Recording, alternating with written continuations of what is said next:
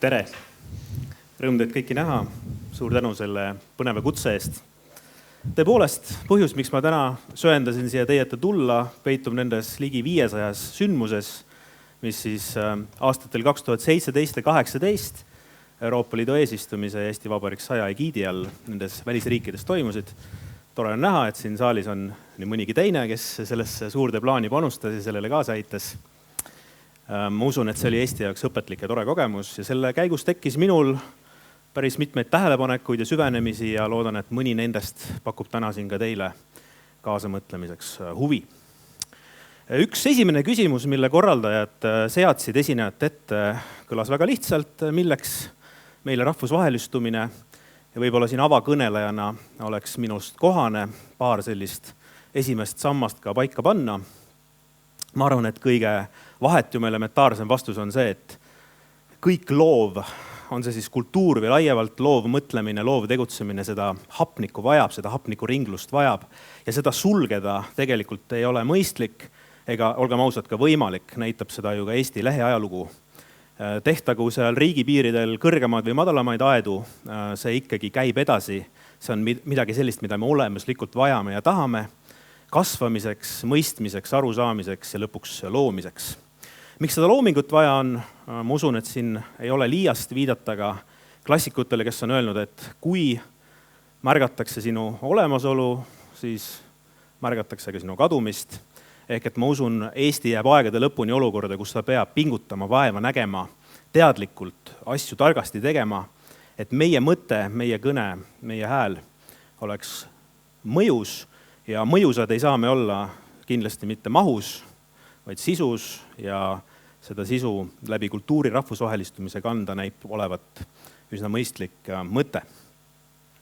Ma usun, et hästi suures plaanis võiks jagada sellise rahvusvahelistumise, see on küll täiesti meelevaldne minupoolne jaotus, nüüd ta üldse mitte akadeemiline, aga siiski kaheks.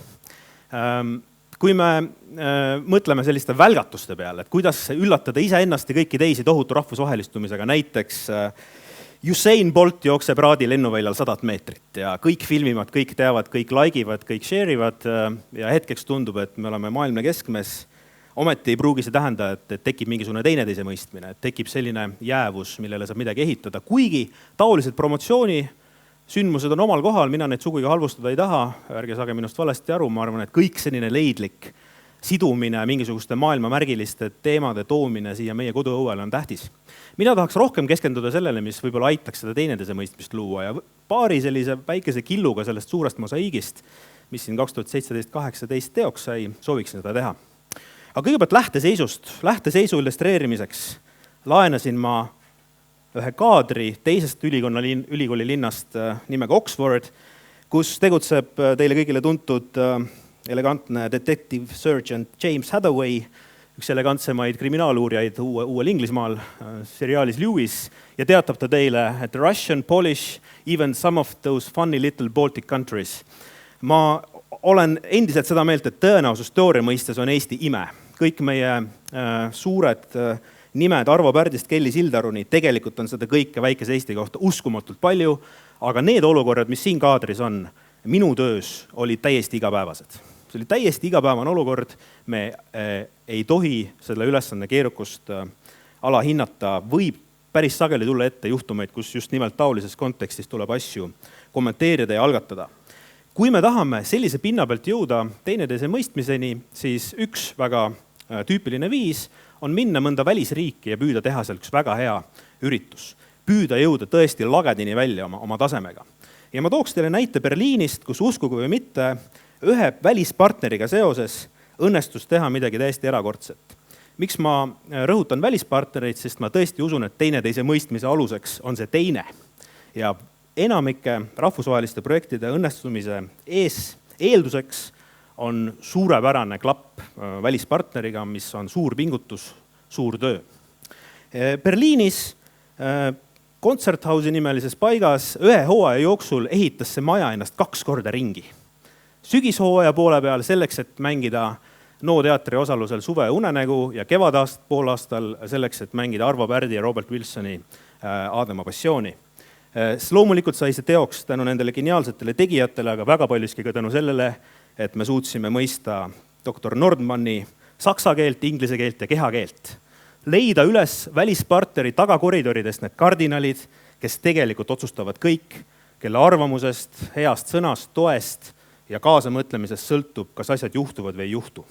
Need, kes ei juhata teid mitte turundusosakonda, kus hakatakse rääkima saali rendist, vaid kes juhatavad teid inimesteni, kes kujundavad selle välispartneri näo. Kui Sebastian Nordman tundis ära, et meie võime olla osa tema näost, hakkasid asjad liikuma. Järgmine tase võiks olla see, et see välispartner tahab leida ennast üles ka Eestis.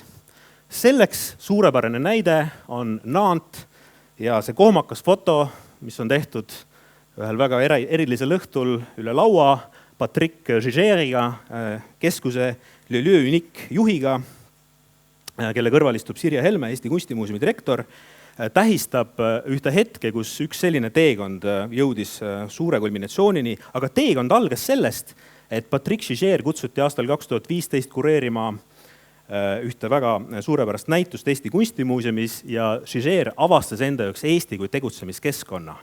Siis sai hoo sisse Eesti Kultuurifestival Nantis ja kõige selle kulminatsiooniks oli siis 2018 toimunud programm, kus tõesti juba Eestit vaadati alates teatrikunstist, muusikast, sealhulgas popmuusikaartistid, kuni siis kaasaegse kunstini välja.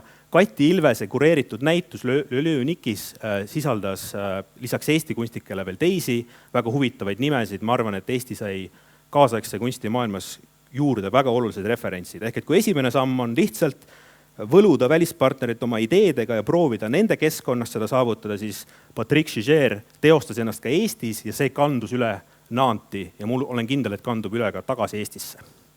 Kolmas tase oleks juba selline kriitilisem dialoog. See tähendab seda, et me oleme ka valmis vastama sellistele seisukohtadele, kus meil öeldakse, et I don't like you. Jah? Et kõik see, mida me esindame, ei ole tingimata meeldiv ja ilus. Väga palju sellist dialoogi sünnib kaasaegses kunstis. Teie ees on Katariina Gregos, kes kureeris aastal 2018 Tallinna kunstihoone suure näitus Eesti juubeli puhul ja oli muide ka 2018 Riboka, siis Riia kaasaegse kunsti biennaali kuraatoriks. Ja temaga tutvus ja sõprus näitas, et me peame suutma taluda ka sellist kriitilist vaadet, peame suutma mõista, et me ei ole ainult need kaane fotod. Me oleme ka vahel palju väga vastuolulised ja meis on midagi, mis võib-olla on välisvaatlejaks intrigeeriv, aga mis ei pruugi meile meeldida. Selleks on vaja kannatlikkust, selleks on vaja ärakuulamisoskust ja kindlasti sellist empaatia meelt. Tulemus, ma usun, et oli kõike seda väärt. Ja ma arvan, et viimane faas, viimane näide, mis ma tahaksin sellises lühikeses ülevaates näidata, seda ma kirjeldaksin sõnadega plahvatus. Siin sellel fotol on Gilles Ledur Brüsselist, kes seisab ühes paigas, mis asub Laulasmaal metsas. Ja sõprus Gilles'iga viis selleni, et on tekkinud täiesti eraldi kanal, kuidas Eestit viia Euroopa kultuurimetropolide mainekatele lavadele. Gilles Ledur on Brüsseli asuva Flagey kultuurimaja või kultuurikeskuse juht ja tema tinistati ära selles samas paigas, kuhu mõne aasta pärast sündis Arvo Pärdi keskus. Ning Gilles usub Eestisse nii väga, et nendes pikkades vestlustes on sündinud suisa kontseptsioonid, kuidas meie talenti välisriikides tutvustada.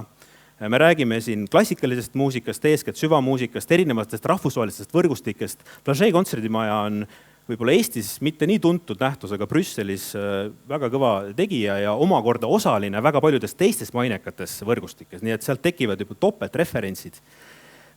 Sealt tekivad tellimused Eesti heliloojatele, sealt tekivad kohtumised nende inimestega, kes nendele Eesti heliloojatele on tähtsad, näiteks arhitektuur, Arvo Pärdi keskuse näite kaudu Eesti arhitektide esitlused ja showcase'id ja nii edasi. Ja lõppkokkuvõttes viib see selleni, et Gilles mõtteliselt seisab sellel järgmisel fotol täpselt samas kohas, aga temaga seal, selles samas ruumis on ka 80 Brüsseli olulist kultuurirahastajat. Flagey kontserdimaja metseeni, kes tulid temaga koos Eestisse ja tõid siia kaasa hulga uudishimu, hulga võimalusi ja seda ma nimetaksin täna juba nii-öelda projektist välja kasvanud selliseks sisuliseks sügavaks sõpruseks, mille peale saab ehitada maailma muutvaid asju. Ma arvan, et ma siin väga ei liialda, et kui me räägime tõesti läbi seinte minekust, kui me räägime sellest, et me tahame teha midagi tõeliselt erakordselt suurt. Ma toon võib-olla selle kiidujutu illustreerimiseks konkreetse näite ka. Gilles on vaimustatud mõttest, et ka Brüsselisse võiks sündida koorimuusikakool, nii nagu nad on Inglismaal. Aga Inglismaa näite kohaldamine Belgiasse tundus talle päris keerukas, ta tundis hoopis rohkem hingesugulust Eesti näidetega, Eesti koorimuusikakultuuriga. Ja täna me veame, miks siis sellises kolmnurgas, Oxfordi vokaalpedagoogid, siis Brüsselis Flagey keskus ja Eesti koolimuusikakogukond sellist mõtet, et nende kolme jõu koosmõjus võiks sündida Brüsselisse koorimuusikakool, mis tähendab ka näiteks Eesti haridusvaldkonnale ja muusikaõpetajatel hoopis teistsugust kogemust, hoopis teistsuguseid võimalusi. Nii et minu poolt lõpetuseks võib-olla 3 asja, mida ma selle jutuga tahtsin teile edasi anda. Esiteks, rahvusvahelistumine on protsess, investeering tulevikku, kui me mõtleme kultuuri pealinna peale, küsigem iga projekti koha peal, mitte seda, mis saab aastal 2024, vaid seda, mis sellest jääb meile tuleviku kujundamiseks ja ehitamiseks. See on peamine väärtus. Eesti Vabariik 100 välisprogrammi sõelast ei saanud läbi ükski projekt, mis sellele küsimusele ei vastanud. See oli elementaarne ja ülioluline tingimus. Teine, see kõik on inimestes. On küll huvitavad visiitkaarte, veebilehti, igasuguseid toredaid automatiseeritud kanaleid, sotsiaalmeediat, kõike muud. Inimesed loevad. Ja kolmandaks tuleb jääda iseendaks. Tuleb ka leppida sellega, kui vahel me kellelegi ei meeldi või mitte tunda muret, kui keegi meile liiga palju õlale ei patsuta. Jäägem iseendaks, siis me mõjume loomulikult, usutavalt ja ma usun, et on loodud kõige suuremad eeldused selleks, et meile ka tagasi helistatakse ja küsitakse päriselt, mida sa mõtlesid. Ja ma usun, et sellistest dialoogidest see teineteise mõistmine sünnibki. Aitäh!